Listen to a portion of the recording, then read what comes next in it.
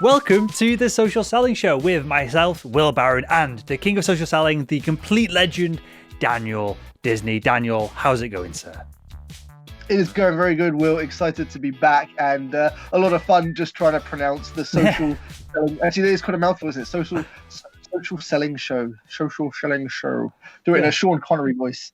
Yeah, I think I need just to drink more tea. I had a vocal coach on the Salesman podcast a couple of weeks ago, and somebody said to me, if you are slurring your words, it's because you've not got enough liquid in your mouth, as opposed to you've got too much. So your mouth's producing too much saliva.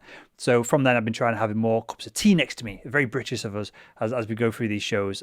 Clearly, it's not working very well when I can't pronounce the name of the show, the Social Selling Show. And with that, we're going to talk about video messages. Specifically, let's cover them specifically on LinkedIn in this episode, because I feel like video messages over email, it might be too big of a topic to cover in one go. And with that, Daniel, are LinkedIn video messages the be all and end all that everyone seems to be raving about at the moment, or should they be used in specific use cases? I'll give you my thoughts on this in a second. Yeah, they are certainly not the be-all and end-all, as a lot of people are suggesting. They're not the one form of messaging to rule them all. There are as many people who hate getting video messages as there are who like getting them. They are a good, credible, valuable source of messaging, but they are no more valuable than audio messages or written messages. So yes, as we'll cover in this episode, they should be used, they work, but by no means put all your eggs in one basket. Make sure you're using it alongside, audio, written, and then obviously things like cold calling, email, and all the other methods of communication that exist. Sure. I don't know your experience with getting video messages over LinkedIn and audio messages as well. We'll keep them separate, but I feel like they're in the same kind of category here, in that when I get one, I feel guilty if I don't reply. Now, this may not last very long if more and more people use them and they become more ubiquitous and every message you get is video or audio. But especially that very first message, if someone sends me a somewhat spammy text message, I'll just ignore it. Or if it's super spammy, I'll just block them and to get them out of my inbox. But a video message, I feel guilty. I feel like someone's gone the extra mile. I feel like, I've got to watch it now. They're going to know if I've not watched it. I feel like there is an element of social pressure to consume that content, which is probably why maybe they work quite well. Yeah, I think the key probably to identify at the start is good video messages will drive that type of feeling. Personalized ones, there are still a lot of salespeople that are sending generic, non-personalized video messages that don't make me feel any more inclined to reply compared to any other form. So yes, good personalized ones where they've made an effort. Absolutely, it does encourage you to want to reply, and that is again while they're working. But that personalization can be done in other means as well, and that's kind of the core to success in any form of messaging on LinkedIn. Sure. And I like a video message, and I've not sent tons of them. I've sent a few myself when I know the person. So I'm not using this to break ground. I want people I go with the slowly approach of a lot of the sales that we do, because we're doing larger enterprise sales, whether it's sponsorships or training. I'm not necessarily selling to individuals on LinkedIn. So just to caveat what I'm saying here, I like to use a video message to reignite a conversation. So something's gone a bit cold, I'll send a video message to be like, hey, was just thinking about you, or there's this piece of content that I came across, or whatever it is. Similar to what I do in an email, but over a video, I feel like it just pierces through that little bit more to reignite a sales conversation. And I also like them as just one-offs. Almost, are you familiar with, I've got it in the notes here, but this concept of the slot machine principle? No, I'm not aware of that. Okay, so it's well studied, a psychological principle, and Vegas and every pub in the UK with a slot machine in it is based upon this idea of you get little treats, then you get nothing, and then you get one big win. And if for a slot machine, for example, if you get one big win once a trip to Vegas or once every few weeks at the pub, that then spikes your dopamine, serotonin, and then you want to go back to it, even though that one big win, for most people might be 50 quid. And you put 200 quid in there over the course of those few weeks. That one big win is important into keeping that addiction to whatever that you're doing going. And I feel like we can use video as a one big win within our cadence of communication. So if it's text, phone call, whatever it is, just a nice video message, just so it can come so out of the blue. And I like to do this with our good customers as well. Just every now and again, send them a video message saying, I was just thinking about you, or I was remembering this or doing that. No need for a reply. I like to use it as a kind of the slot machine jackpot principle. So that's my thoughts on it, Daniel. When do you think we should be using video messages? Is this something that comes throughout the sales cycle? Is it once? Is it twice? How would you position this as a messaging kind of vehicle? Well, I really like that example, and you're right. Receiving a good video message does make you feel good, and the beauty of it is, you send a written message, they read your words. You send an audio, they get to hear your voice. You send a video, and they get to see you, and you're talking to them. It's as if you're there with them, and certainly in our current climate, it's the best that we have to sort of face-to-face replacement. Video messages can and should be used at all parts of the sales process. So you can use video messages well for prospecting. So as a first message, you can successfully send good video messages that create sales opportunities. You can send them throughout the entire sales process, from qualification to presenting to giving value, relationship building. You can utilize video messages to follow up on deals to help increase velocity and closing. And then you can use videos for post-sale account management and continued relationship building. As you said, they are a great form of communicating a message. So it could be, hi, Will, just wanted to send you a quick video. Loved your post that you shared last week. Hope everything's going well. And then you could go on to whatever was relevant to the stage of the sales process that you're in. But you can use it at any given point. Sure. Do you have any, or I want to talk about templates and how we can not necessarily bash out 1,000 video messages in a morning, but a framework so that we're not inadvertently creating bad video messages. But before we do that, what is there any characteristics of a bad video message that we should be avoiding at all costs? There are a lot, and I get and see a lot of terrible video messages on a frequent basis. I think we'll cover a couple of them. I mean, from a template perspective, a lot of it comes more down to delivery and again, the personalization. So the ones that certainly stand out the most to me in a negative way are the ones that haven't done their homework, that they haven't actually gone and looked at my LinkedIn profile, looked at my LinkedIn activity, done any level of digging that gives them then something to bring to the table to show me why they genuinely think their product or service is relevant to me and valuable to me. That's the sort of instant no. If you're not doing those little tiny bits of effort, then it's going to be a lot less likely that the prospect's going to respond positively to your video. Then it's more of the sort of behind the scenesy bits. So we'll talk about things like background and lighting and stuff like that. But from a delivery perspective, it could be looking at the camera when you speak. It could be knowing what you're going to say, avoiding too many and which can often happen when you don't know what you're going to say, or you're not fully confident in what you're going to say. It doesn't mean read. The other side of it is don't read off a script. You don't want someone recording a video and reading off the same words off of a line of paper where they're reading it in the same monotonous, you want to have personality. So it's all those little details that kind of sew together to make a good video. It's interesting because I'm sure you're aware of this because I'm sure you practice it. You're very good at not using filler words and umming and ahhing. You're very succinct with this. We're just chatting here. I'm sure down the pub after a few pints, there'll be a few more filler words there because clearly this is going out to tens of thousands of people. So we want to polish it the best we can whilst it's still being a conversation. But you're dead right in that there's vast differences between reading from a screen. I've seen people do it from a teleprompter. Now, I've got a teleprompter in front of me here. It's not turned on, obviously, as we chat, Daniel, but you can see people's eyes go across like this. Or maybe it's not teleprompter. Maybe there's a big whiteboard or something in the background that they're reading from.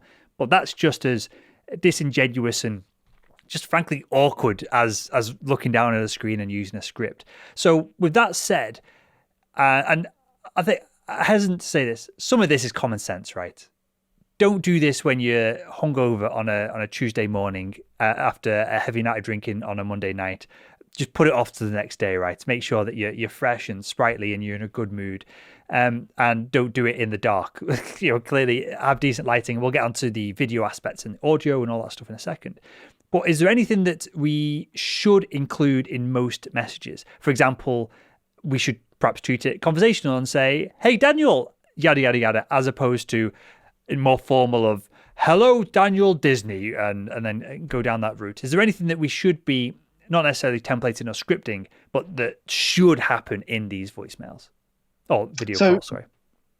Above all of it, Will, is treat everyone individually. So don't try and create a blanket approach that you use on everyone. So even down to the hey or the hi, treat it individually to the person. So if you go on their profile, if you look through their content and you see they've got quite a friendly tone of voice, they look like a hey type person, then go with the hey. But I have tons of decision makers that I'll target that are more of a high type person, that are more professional, that put out more professional content. You could see it in their profile and in their content and in their activity that actually a high is going to work better. So you need to treat everyone individually. And obviously, again, doing your homework is going to help you get a better understanding of the sort of lay of the land. So yeah, treat everyone. And again, the core thing through all of this is do some homework.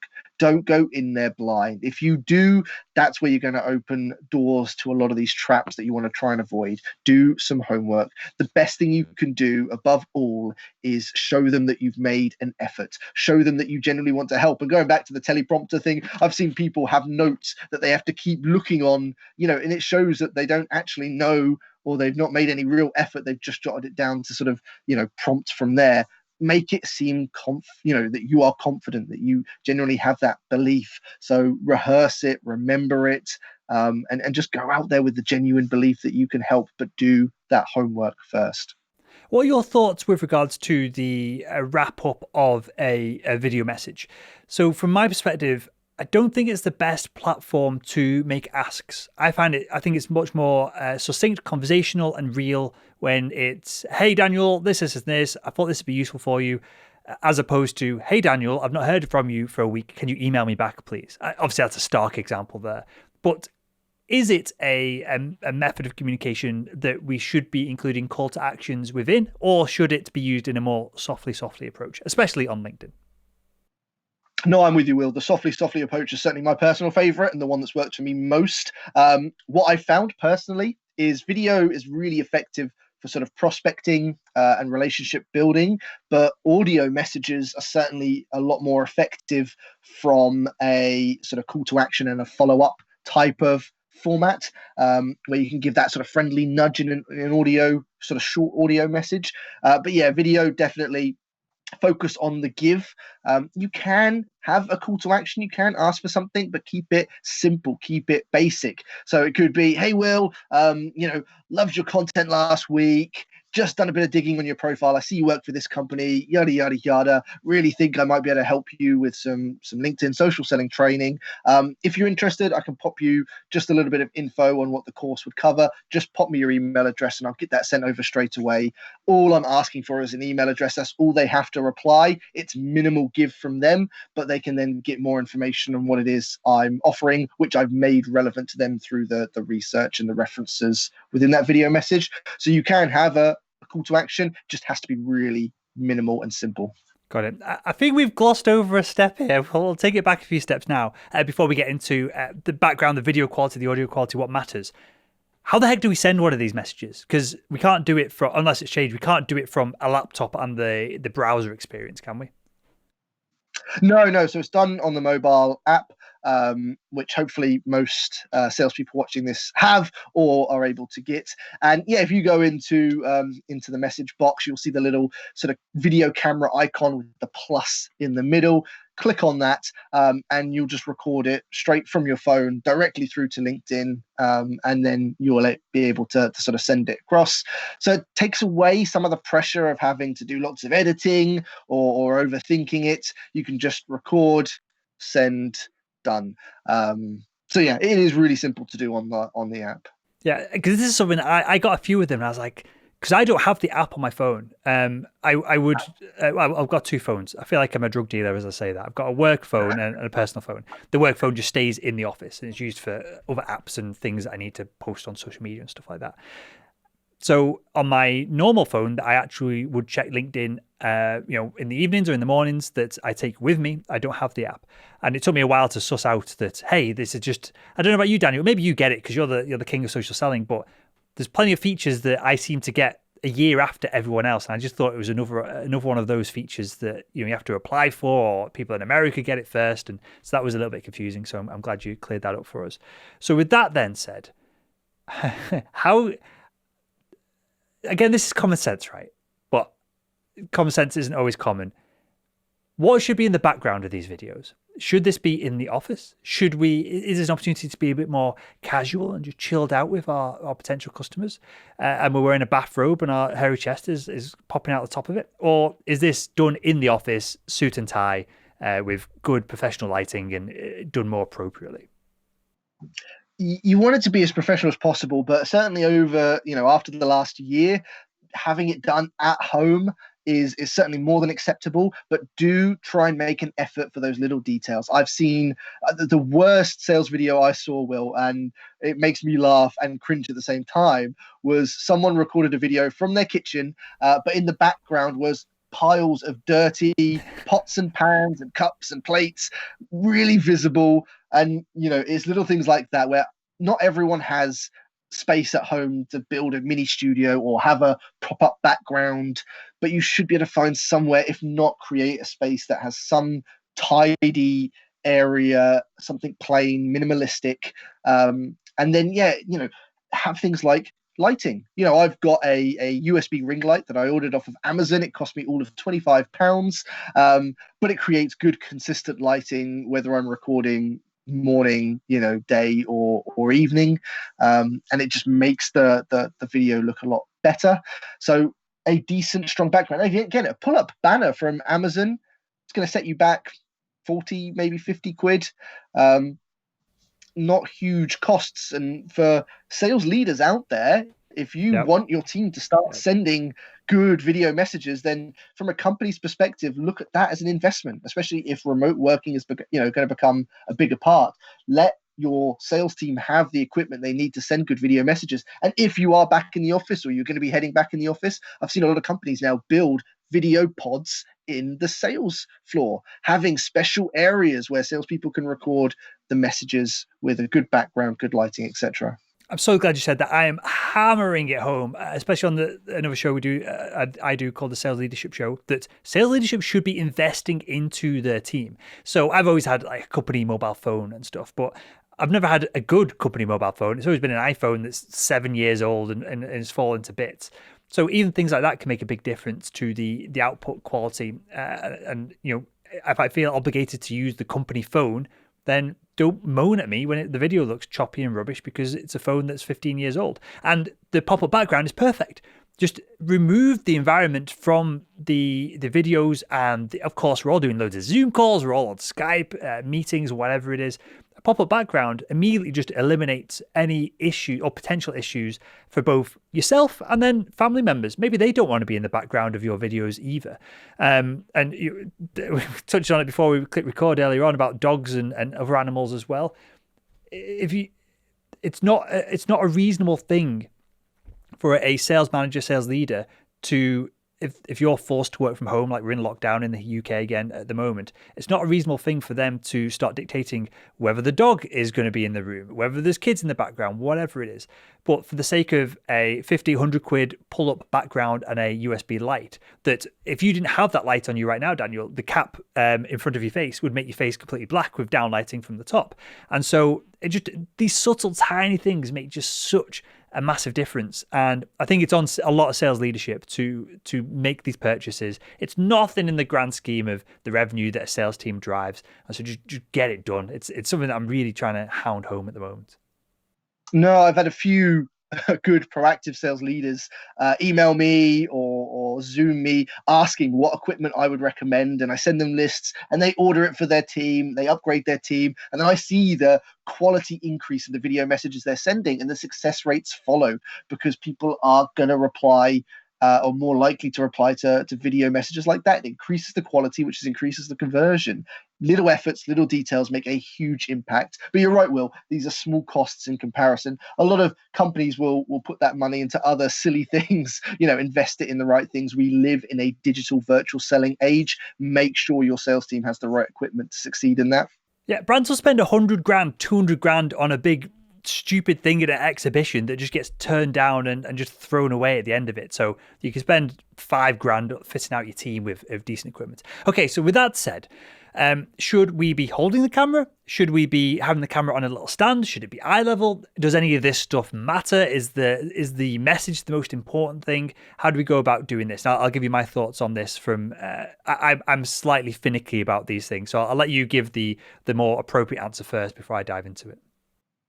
Yeah, I think a lot of this is opinion based, but certainly from my perspective, I'm personally in favor of having the camera, stood somewhere, lent somewhere, so that I'd speak with my hands anyway. Yep. But instead of having the selfie, if you're sending a professional prospecting or sales message and you're doing it, right in front of your face with a selfie, for me that just doesn't give off the best possible impression. But again, certainly for me, who likes to speak with my hands and try and be as engaging as I can through video, it certainly helps, I find, to have the camera propped up in front of you. And again, you're able to then talk in a much more engaged way. Curious as to what your thoughts were on that, though, as well. Exactly the same. I didn't want to put words in your mouth, but I agree with you. It should be just spend 15 quid on a little stand, you put it on your desk, you press record, you look into it, eye height if possible. But there's nothing worse than these videos, and I've seen loads of them now. I get it. To be fair, perhaps when I get it, it's people saying that they enjoy the podcast or they've signed up at Salesman.org, the training that we do there, and they're enjoying things as opposed to trying to professionally B2B sell me something. But when you're playing golf or you walk into the shops and you just, I'll just bash out some video messages. If you are trying to sell me something and I'm getting seasick, like trying to follow your head around the screen and it's all waving about, that does not leave a good taste in my mouth. So, I'm also just slightly fit. I enjoy video and audio production and stuff as well. So I'm slightly more, I was hesitant to say too much before you give your response, Daniel, because maybe I'm less tolerant of it just from the environment that I work in. No, we're on the same page, Will. And it is little details like that, again, that make such a big impact. So from that then, which is more important? And again, this is, I don't think this is subjective. Other people might think this is subjective. Which is more important, the video quality or the audio quality of the message? That's a really good question. I mean, it's all relevant. The quality of the video, the quality of the audio. I would definitely probably preference a better camera than I would a microphone if I had to choose. Simply because I'd say the quality of the video itself is going to stand out a lot more than the quality of the audio from a sales messaging perspective. Again, it's different when you're creating content. It's different when you're recording a podcast or creating video content. And ultimately, you want to have both. But yeah, personally, for me, it would be, quality of the video, the camera, etc. See, I will go aggressively the other direction. I would much rather you have some crappy old iPhone and you using when I do my video messages, I just have my iPhone and I use AirPods, just Bluetooth connected. So I'm not saying we need ridiculous studio microphones and all this stuff, but and let me just share, I guess anecdotally, get your thoughts on this. I would much rather watch a grainy video with perfect quality audio than perfect video with grainy audio that is irritating, and I'm getting frustrated even just talking about it, Daniel. That graininess in audio where you're struggling to hear. I feel like the audio, if I had to choose one or the other, hopefully we'll do both. The audio is more important for me. Having listened to your podcast, Will, for years and years and years now, I know how much you care about audio, so I'm not surprised that was your response. I think we're lucky that most people, you don't have to get too extreme on either end. Even with just your iPhone, the audio quality and the camera quality is going to be decent enough. And as you said, ultimately try and do both. I have an external camera, I have an external microphone to make sure that both qualities there. And again, for sales leaders out there, that's the sort of equipment that the modern sales rep needs now. You can't just issue them a laptop and a company phone and expect that to be enough. You do need to think about all the things that can contribute to that sort of digital selling ability. So yeah, hopefully, salespeople will be able to tick both those boxes. Yeah, for sure. And the irony is a modern laptop has better microphones that are designed to be used at distance. Your phone does have directional microphones, but they're not as typically not as sophisticated as what a MacBook or a modern laptop would be. So you probably get better LinkedIn video from a laptop than you would a phone at distance. So I know I've pondered about this, and we'll wrap up with the audience question in a second, Daniel. But should the videos be portrait or should they be landscape? The app, I've never tested. I've only ever done it portrait. So I don't know if the app will let you do one way or the other. Because if we're consuming it on a mobile device, portrait is going to be better. But if, like me, you're consuming a lot of your LinkedIn content on a laptop, then a portrait video is always a bit awkward and cumbersome. So I've only ever done it on portrait. It's funny you should mention that, really. I haven't looked to try it in landscape. I think where it's done through mobile, a lot of people are using LinkedIn on their mobiles, then they are going to be sort of getting it in the same way. But you're absolutely right. I'm going to do a little test after this episode and just see if you can do it in landscape. Again, from a preference point of view, there's going to be very small differences in the impact that both make. So yeah, I wouldn't worry too much about it. But you are right. A portrait one might come out a little bit different on a desktop than it's being watched on. Yeah, it's just slightly awkward, and maybe I'm digging too far into the weeds on this, and so we'll move on to the audience question. And so, with that, do you want listeners to the Social Selling Show? Do you want a free copy of Daniel's book, The £1 Million LinkedIn Message? Then you can email your social selling questions. Still can't say the intro to the show, to will@salesman.org. And if we feature you on the show, like we're going to feature Warren in a second, then we will send you a copy. That email address will be I guess I'm having an open conversation with Daniel and the audience here. The email address will be contact@socialsellingshow.com shortly, because I've got the domain. I just need to set up that. We'll get that done for the next episode. So today's question comes from Warren, who asks, lots of people seem to have opinions about the effectiveness of LinkedIn video and audio messages in mail too, but I've not seen any hard data on this. Do you guys have any real case studies other than anecdotes? So he's pushing us there, Warren is, Daniel. Have you seen any people reporting on data-backed studies on the effectiveness of the click-through rate or the view rate of video versus text versus in-mail versus audio, or are we all working on anecdotes here? A lot of it is anecdote based. What I've seen from a data perspective is a lot of companies sharing individual stats to them, and they differ so vastly. So I've seen most people seem to be comparing video messaging to cold calling instead of comparing it to other forms of LinkedIn messaging. And the conversions I've seen, everything from 2 times all the way up to 8 times more conversions compared to cold calling is the success people are finding through video messaging. Those are the only sort of real tangible numbers that I've seen in the sort of comparison stage. I've then seen a lot of individuals report their own case studies, their own cadences that are working, and their own sort of successes that they're having from an individual level, not based on the rest of their sales team, the rest of the company, rest of the industry, etc. But people are having successes with all. I've seen people share successes with written messages, people sharing successes with audio messages, and a lot of people sharing successes with video. And that's why, as I mentioned at the start, you need to be utilizing all of them. There'll be people that will get that video message from you and hate it.